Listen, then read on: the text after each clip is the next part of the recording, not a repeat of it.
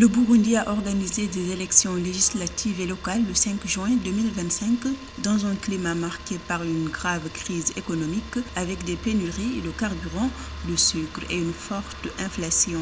Plus de 6 millions d'électeurs étaient appelés à voter pour renouveler l'Assemblée nationale, désormais réduite de 123 à 103 sièges, et les conseils communaux. Le scrutin, qui marque également l'entrée en vigueur d'un nouveau découpage administratif réduisant le nombre de provinces de 18 à 5, s'est déroulé sans la participation de l'opposition exclue du processus. Une participation visible a été constatée, mais des doutes persistent sur la crédibilité du vote.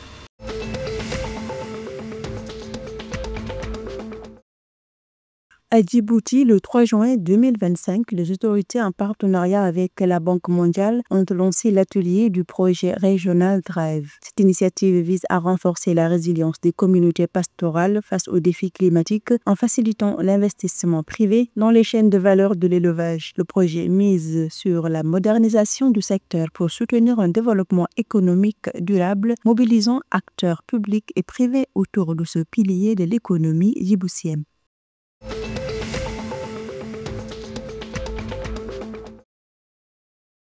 Le 5 juin 2025, lors de son discours sur l'état de la nation, le président Yoweri Museveni a déclaré que l'Ouganda est désormais une économie robuste portée par une croissance annuelle de 6,3%. Il a fixé un objectif ambitieux, atteindre une économie de 500 milliards de dollars d'ici 2040. Cette trajectoire repose sur une stratégie de transformation industrielle, le développement des infrastructures, la modernisation de l'agriculture et la valorisation du tourisme. Le chef de l'État a insisté sur la nécessité de transformer localement les matières premières pour stimuler l'emploi et les exportations. Le chef de l'État a également souligné les progrès en matière de connectivité et d'énergie comme moteur clé de l'activité économique. Avec ces annonces, le gouvernement ougandais entend consolider sa place parmi les économies émergentes du continent malgré les défis persistants liés à la pauvreté, à l'emploi des jeunes et à la gouvernance.